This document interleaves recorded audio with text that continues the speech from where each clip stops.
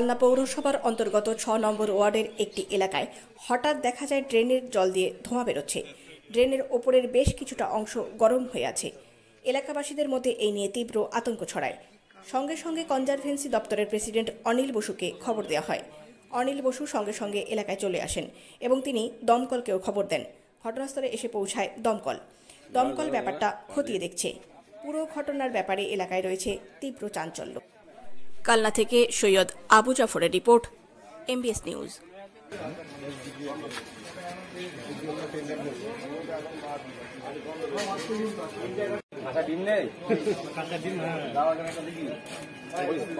কি ঘটনা ঘটেছে আপনাদের? ঘুম থেকে উঠে এখানটাতে হাঁটতে হাঁটতে এলাম, এসে দেখছি এখান থেকে ধুয়োটা বেরোচ্ছে আর রাস্তাটা পুরো গরম হয়ে রয়েছে আর বিচ্ছিরি একটা গন্ধ বেরোচ্ছে, মানে এই গ্যাসটা দিয়ে। এটা কখন?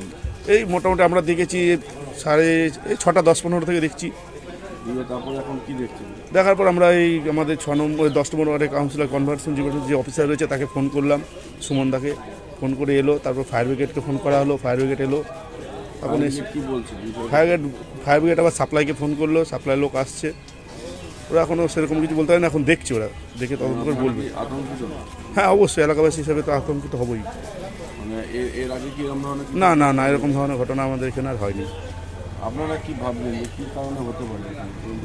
এটা কী কারণে হতে পারে সেটা তো আমরা বলতে পারবো না। ডিপার্টমেন্টের সব লোকজন এসেছে, ওরা দেখুক, দেখে বলুক কী ব্যাপারে এসেছে। আপনার নাম? আমার নাম উজ্জ্বল সাহা।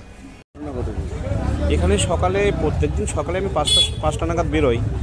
তো কালনা শহরের রাউন্ডে যখন বেরোই, এখান থেকে 6 নম্বর ওয়ার্ড থেকে একজন বাসিন্দার নাগরিক তিনি ফোন করে বলছেন এরকম মাটির নিচ থেকে ধোঁয়া বেরোচ্ছে এবং রাস্তা গরম হয়ে যাচ্ছে।